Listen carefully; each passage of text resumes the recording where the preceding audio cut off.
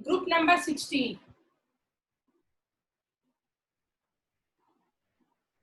Oxygen family.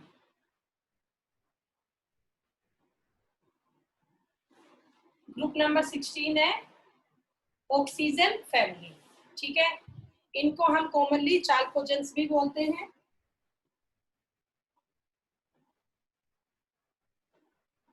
चाल्कोजेंस। अब group number 16 में element कौन कौन से है वो आप देखिए। ओ सोनी सी तेरी पोती, ठीक है। अब बताओ ओ से क्या मतलब होता है, आपको सबको पता है। ओ से होता है ऑक्सीजन, एस से होता है सल्फर, एसई होता है सेलेनियम, पीई होता है टेल्यूरियम, पीओ होता है पोलोनियम, ठीक है। ऑक्सीजन, सल्फर, सेलेनियम, टेल्यूरियम और पोलोनियम। अब इन सब के हम एटॉमिक नंबर लिखते हैं। तो एटॉमिक नंबर तो आपको लिखने सिखाई रखे हैं, मैजिक नंबर जोड़ के लिख दिया करो। ओ का एटॉमिक नंबर सबको याद होगा 8, 8 में 8 जोड़ा 16, अब की बार 16 में 18 जुड़ेगा, ठीक है।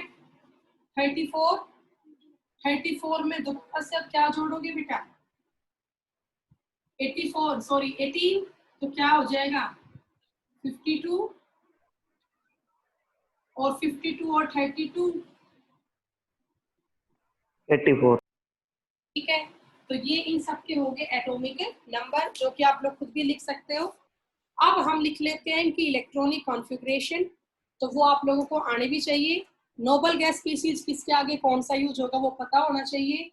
यहाँ पे आएगा हीलियम He, यहाँ पे आएगा नियोन, यहाँ पे आर्गन, इसमें क्रिप्टोन, इसमें जीनोन।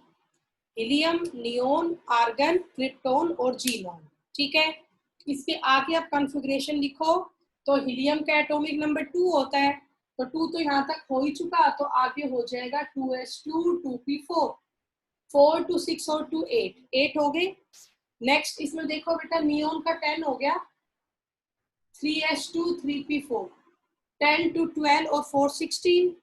नेक्स्ट इसका देखो आर्गन का 18 तो आर्गन का ही हो गया। उसके बाद अगर मैं लिखती हूँ तो यहाँ 3d10 आएगा, 4s2 आएगा और 4p4 आएगा।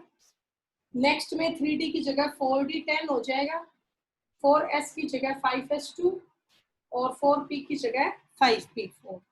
और नेक्स्ट में जीनोन यहाँ पे है, यहाँ पे 4f14 भी आएगा, 5d10 भी आएगा। ये सब मैंने आपको पहले समझा रखा है, बार बार नहीं बताऊंगी f4d क्यों आया, ठीक है। 6s2 और 6p4। तो अब आप देख सकते हो अगर मैं इसकी जनरल इलेक्ट्रॉनिक कॉन्फ़िगरेशन लिखती हूँ तो सभी की जनरल कॉन्फ़िगरेशन में क्या है, आउटर मोस्ट बाहर की दो में क्या है, एस में 2 ही इलेक्ट्रॉन है और पी में 4 ही इलेक्ट्रॉन है। तो जनरल कॉन्फ़िगरेशन इसकी ये बनी NH2 NP4, NH2 NP4 बनी, ठीक है। और जो ये NP4 आपकी बनी, इसमें N की वैल्यू कहां से कहां तक है,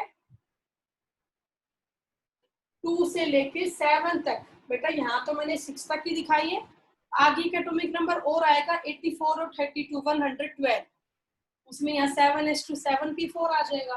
तो जनरल कॉन्फ़िगरेशन इसकी हुई NH2 NP4, और N की वैल्यू यहाँ कहाँ से कहाँ लाई करती है, 2 से लेके 7 के बीच में लाई करती है, ठीक है। तो इतना आप लोग कर लें बेटा, शाबाश। फिर इसके आगे हम करेंगे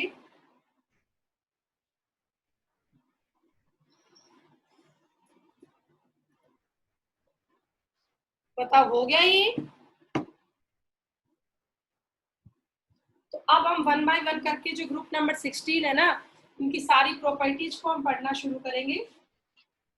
सेम ग्रुप नंबर 15 की तरह ग्रुप नंबर 16 को पढ़ना है।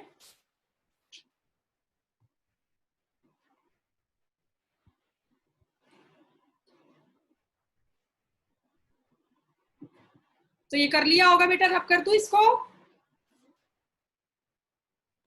Yes ma'am.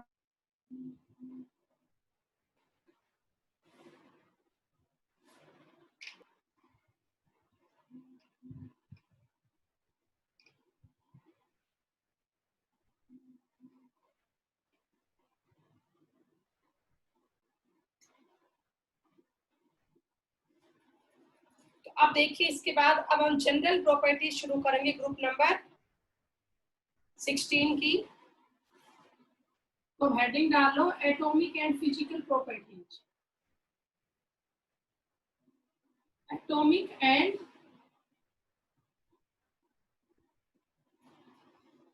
फिजिकल प्रॉपर्टीज, ठीक है। तो सबसे पहली प्रॉपर्टी हमें जनरल सी प्रॉपर्टी है, वही हम डिस्कस करेंगे। फर्स्ट प्रॉपर्टी है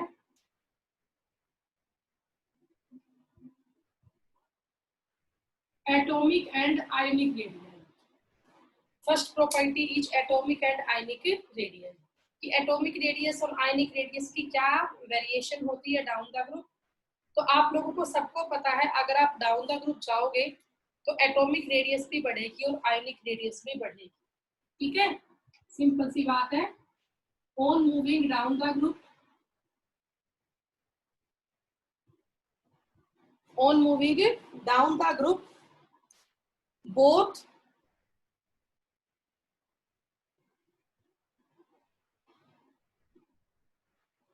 atomic radius and ionic radius,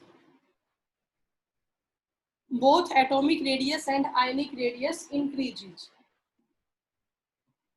ठीक है बेटा। डाउन द ग्रुप जाने पर एटॉमिक रेडियस भी बढ़ती है और साथ में आपकी आयनिक रेडियस भी बढ़ती है, दोनों आपकी इंक्रीज होती है, ठीक है। तो ये आप लोग कर लिए बेटा।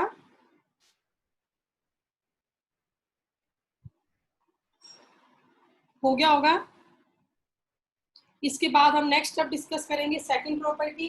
तो कहीं कोई वेरिएशन इसमें है ही नहीं, जनरल से डाउन द ग्रुप जा रहे हो, नंबर ऑफ शेल बढ़ रही है, नंबर ऑफ शेल बढ़ेगा तो साथ में आपकी एटॉमिक और आयनिक रेडियस भी बढ़ेगी। तो अब इसमें सेकंड प्रॉपर्टी आपकी है ionization enthalpy.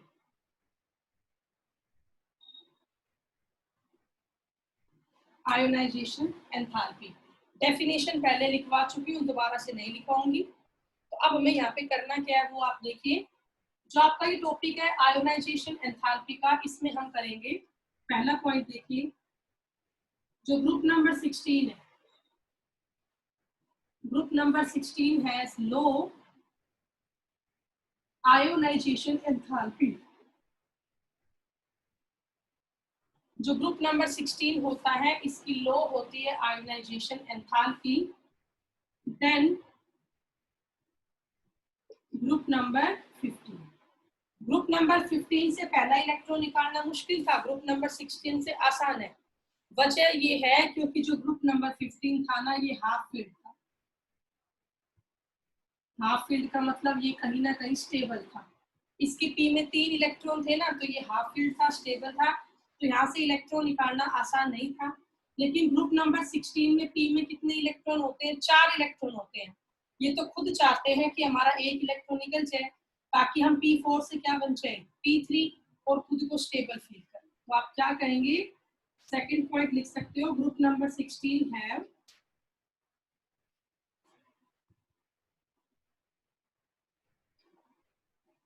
very low first ionization enthalpy.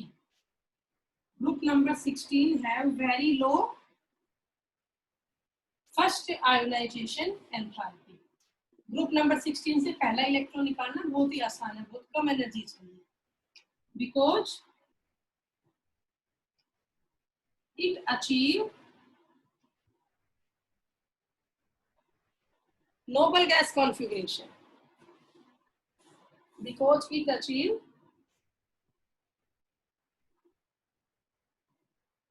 noble gas configuration।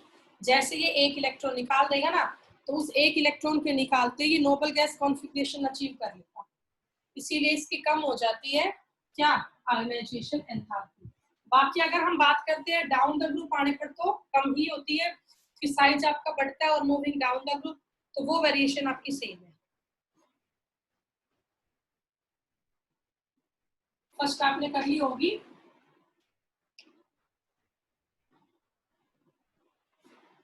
तो जनरल सा पॉइंट है वो आप लिख ही सकते हो। थर्ड पॉइंट इसका, on moving down the group ionisation enthalpy decreases. Ionisation enthalpy decreases, वो आपको पता ही है डाउन द ग्रुप क्यों घटती है, क्योंकि डाउन द ग्रुप में साइज बढ़ जाता है। साइज बढ़ता है तो इलेक्ट्रॉन का रिमूवल है वो आसान हो जाता है। ठीक है, तो ये तो आप खुद भी कर सकते हो।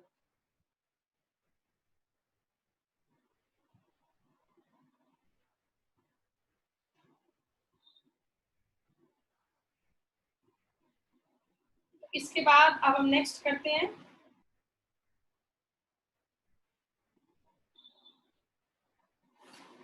नेक्स्ट प्रॉपर्टी हमारी सेम है मेल्टिंग और बॉइलिंग पॉइंट की। ठीक है, देखिए ध्यान से।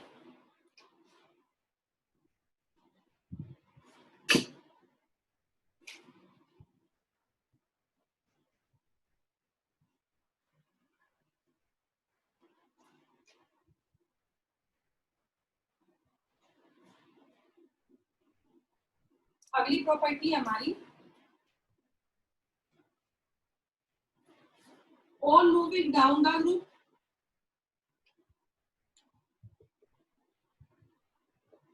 melting point and boiling point increases.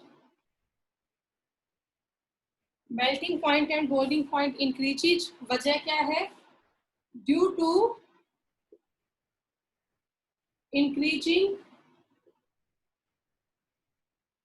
molecular mass. Due to increasing molecular mass. But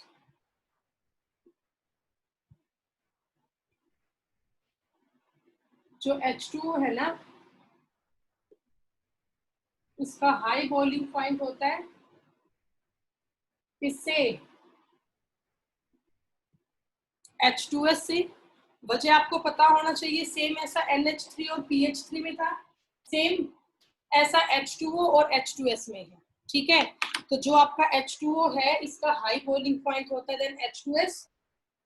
वजह क्या होगी? ड्यू टू प्रेजेंस ऑफ क्या भाई? Hydrogen bonding. Due to presence of hydrogen bonding. तो ये आप लोग ध्यान रखिए बेटा, हाइड्रोजन बॉन्डिंग की वजह से डाउन द ग्रुप जाने पर H2S की कम हो जाती है। हालांकि H2S का मास क्या है? ज्यादा है, लेकिन फिर भी जो H2S है इसका कम हो जाता है बॉइलिंग पॉइंट। वजह आपको समझा दी है, क्योंकि H2S हाइड्रोजन बॉन्डिंग शो नहीं करता, बट H2O क्या शो करता है? Hydrogen bonding. इसके बाद नेक्स्ट पॉइंट इसका हम करते हैं,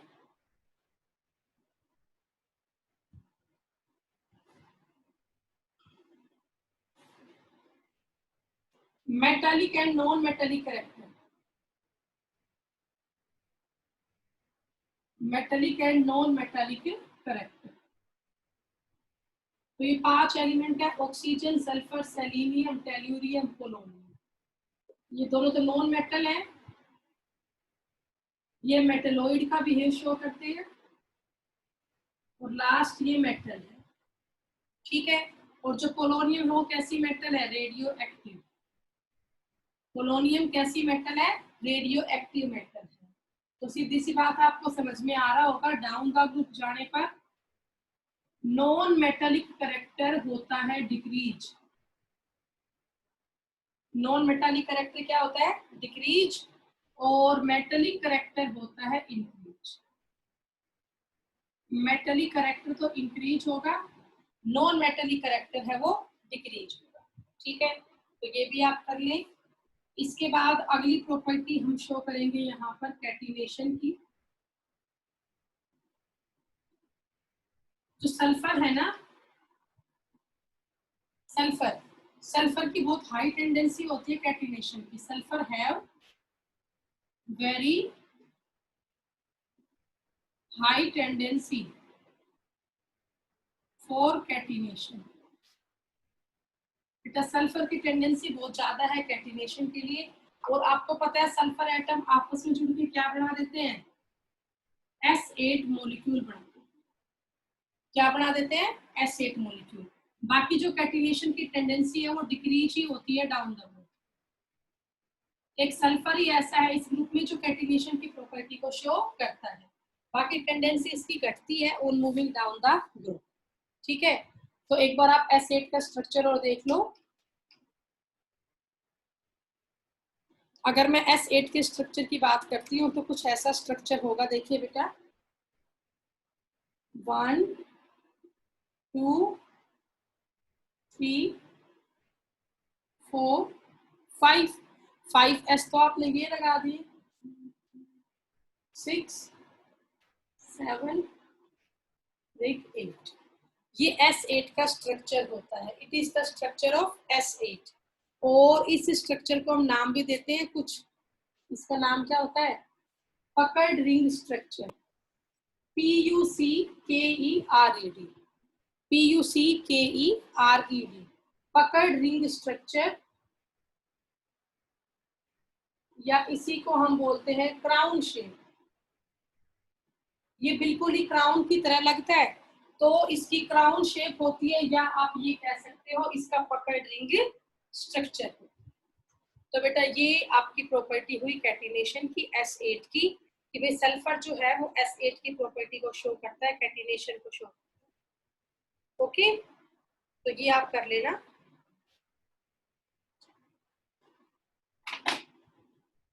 ठीक है,